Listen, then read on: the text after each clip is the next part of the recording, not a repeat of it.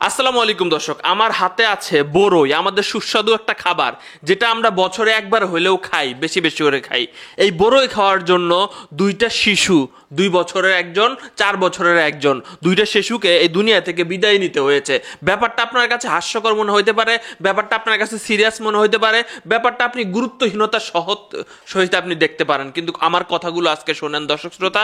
আপনাদের এই ভিডিওটা শেয়ার করা উচিত। রাজশাহীতে এমন একটা ঘটনা ঘটে গেছে, পুরো বাংলাদেশের মানুষজন অবাক হয়ে গেছে। দর্শক শ্রোতা, আপনারা কি জানেন যে কয়েকদিন আগে বাংলাদেশে একজন মানুষ কাঁচা খেজুরের রস খেয়ে এই দুনিয়া থেকে বিদায় নিয়েছিল। একদম মুহূর্তের মধ্যেই, 1-2 দিনের মধ্যেই ভাই শরীরের ভিতরে উপশমগুলো দেখা দেয়। জ্বর, বমি হওয়া, র্যাশ র্যাশ ভাব হওয়া, কালো কালো ছোপ হওয়া, এবং এইটার কোনো ঔষধ নাই। বাংলাদেশের কথা যদি বলি, 70% চান্স থাকে যে ভাই আপনাকে বাঁচানো সম্ভব না, কারণ এর কোনো মেডিসিন নাই। হ্যাঁ, আপনারা সঠিক ধরতে পারছেন, আমি নিপা ভাইরাসের কথা বলতেছি। আপনারা এতদিন জানতেন যে, বিশেষ করে জানতেন যে প্রধান বাহক হচ্ছে বাদুড়, এবং খেজুরের রস খেলেই এটা খালি বেশি হয়। আসলে কিন্তু আমাদের ধারণার মধ্যে কিছু ভুল আছে। আমি আপনাদেরকে কিছু কথা বলতে চাই। ডাক্তাররা যেটা বলে, কাঁচা খেজুরের রস আপনারা কখনোই খাবেন না। সেটা আপনি সিদ্ধ করে বা গুড় বানিয়ে খাইলে সেক্ষেত্রে সমস্যা নাই, কিন্তু কাঁচা খেজুরের রস খাওয়া থেকে বিরত থাকুন। এবার আসেন, আরও কিছু কথা আছে, যেমন বড়ই, টমেটো বা স্ট্রবেরি, পেয়ারা, যেগুলো আমরা মানে ছিলে খাই না, সরাসরি খাই। এইগুলা খাওয়ার ক্ষেত্রেও ডাক্তাররা তো অতি গুরুত্ব সহকারে বলে যে এগুলো আপনি গরম পানি দিয়ে, একটু কুসুম গরম পানি দিয়ে ধুয়ে তারপরে খান। আর যেগুলো আমরা ছিলে খাই সেগুলো আপনারা একটু পানি দিয়ে ধুয়ে খান। আর যেখানে দেখবেন যে পাখি ঠোকর দিয়েছে, সেই সব ফল খাওয়া থেকে বিরত থাকুন। রাস্তাঘাটে বা গাছের নিচে পড়ে আছে সেই সব ফল তো আমরা পাইলেই মুহূর্তের মধ্যে খেয়ে ফেলি। দর্শক শ্রোতা, আমি আপনাদেরকে জাস্ট ওই যে 2টা সন্তানকে হারাইছে ভাই, বাবা রাজশাহী ক্যাডেট কলেজের একজন প্রভাষক, মা গৃহিণী, একটি কোয়ার্টার পাইছে, সেই কোয়ার্টারে তারা থাকে। সেই কলেজ, সেই ভবনেই, প্রতিষ্ঠানেরই একটি বড়ই গাছে বড়ই নিচে পড়েছিল। তাদের বাসার গৃহকর্মী এই বড়ইগুলা না ধুয়েই ওই সন্তান 2টারে খাওয়াইছিল। দর্শক শ্রোতা, এর পরের দিন থেকেই তাদের মধ্যে উপশম শুরু হয়ে গেছে। জ্বর, বমি বমি ভাব, অচেতন হয়ে যাওয়া, গায়ে ছোপ ছোপ উঠে গেছে। হাসপাতালে নিতে নিতে 2 বছরের একজন এই দুনিয়া থেকে বিদায় হয়ে গেছে। 3 দিনের মাথায় ভাই 2টা শিশুকে হারাইছে বাবা মা। বুঝতে পারতেছেন ব্যাপারটা এতটা সহজভাবে নিলে হবে না। আমি শিশুটির মায়ের কথা আমি আপনাদেরকে একটু বলতে চাই।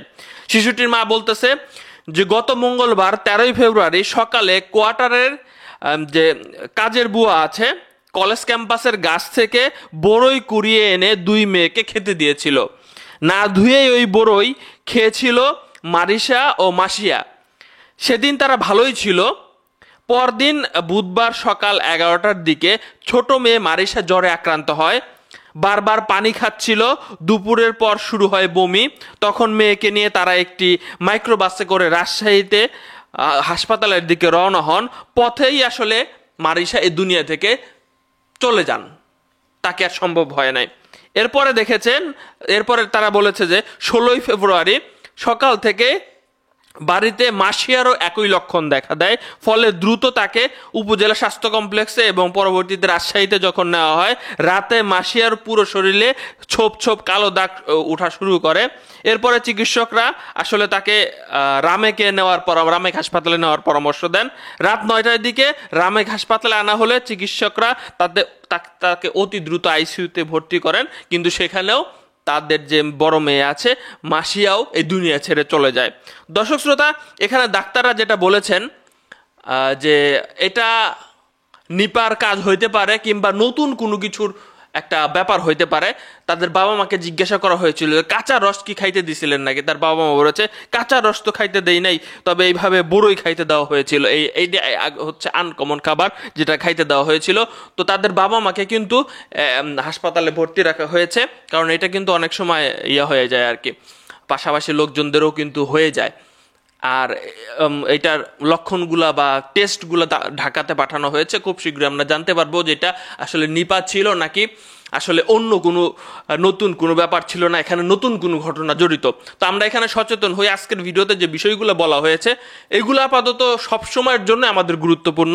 রেজাল্ট যেটাই আসুক আমরা দুঃখ প্রকাশ করতেছি, এইভাবে যাতে আমাদের মধ্যে থেকে কেউ না যায়, সেটা খুবই কষ্টকর হয়ে যাবে।